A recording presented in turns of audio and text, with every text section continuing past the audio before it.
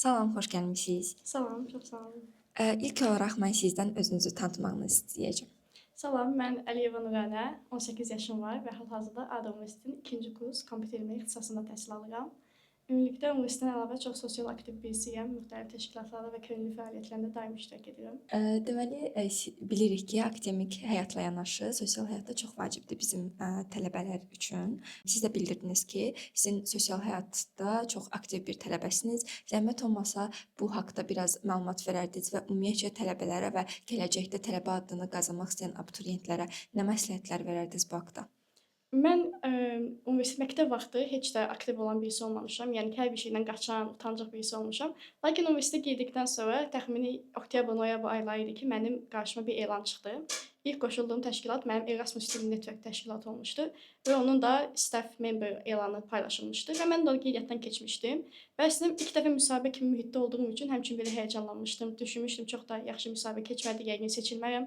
Lakin seçilmişdim və bundan sonra artıq aktiv olaraq yeni təşkilatlar tapmağa və yeni müxtəlif yerlərdə qoşulmağa, öyrənməyə başladım.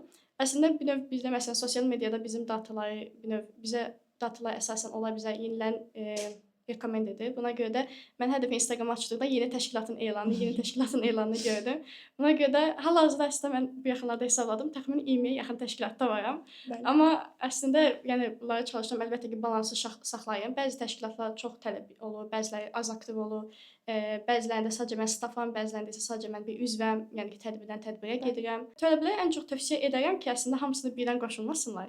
Mən əslində bir də planlamışdım ki, bütün məşhur təşkilatlara, ISEC, Gənc Avropa Səfirləri və bu kimi təşkilatların hamısına 2-ci kursda və sairə qəbul alım. 3-cü kursdan etibarən başqa bir şeylər etməyə başlayım. Amma əslində hamısı birlikdə olanda əlbəttə ki, kiçik belə bir böyük bir şey yaranır. Ona görə tövsiyə edirəm ki, tələbələrə yəni 1-ci kursdan aktiv olsunlar. Amma həmçinin də eyni zamanda balans saxlasınlar. Hər bir şeyə getmək, universitetə artıq gərək universitetdə oxuyasan deyə buna görə də Deməli, bilmək istəyirdim ki, siz dediniz ki, sosial həyatda çox aktivsiniz. Bəs bu sosial aktivlik sizə nələri qazandırdı şəxsi inkişafda baxımından? təşkilatların mənə ən çox qazandırdığı şey əlbəttə ki, soft skilllərdən əlavə böyük ehtimal ki, yeni bir layihə qurmaq bacarıqlarını qazandırdı. Daim layihə idarə olunması təlimlərində və sair iştirak edirəm və artıq özüm təlimlərə getməkdənsə düşünürəm ki, özüm bir şey yaradım, özüm bir təşkilat qurum və özüm yeni bir layihələr ortaya ərsəyə gətirim.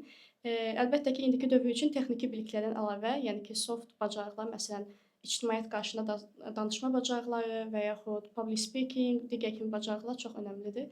Buna görə də bu təşkilatlar daxilində həqiqətən bu bacarıqları çox gözəl inkişaf etdirmək olur.